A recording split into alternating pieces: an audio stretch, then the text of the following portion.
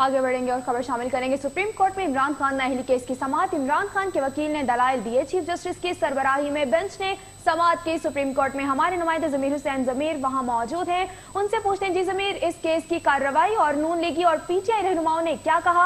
समाअत कब तक मुलतवी हुई, तफसील से बताइएगा।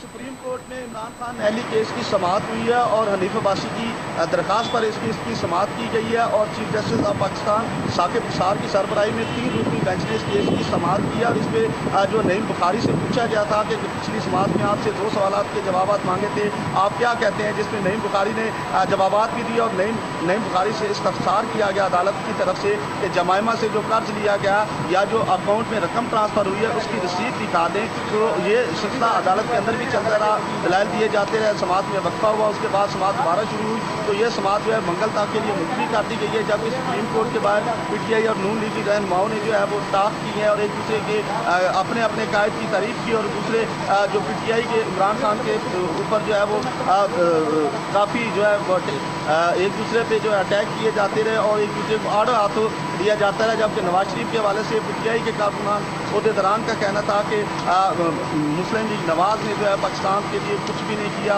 हमेशा वो करप्शन की है और मुल्क से जो है वो पैसा बाहर लेके गए हैं। जबकि पीटीआई के जबकि नून लीग के जो ओहदेदारान थे उनका कहना था कि पाकिस्तान के लिए नया पाकिस्तान बनाने वालों ने कुछ भी नहीं किया।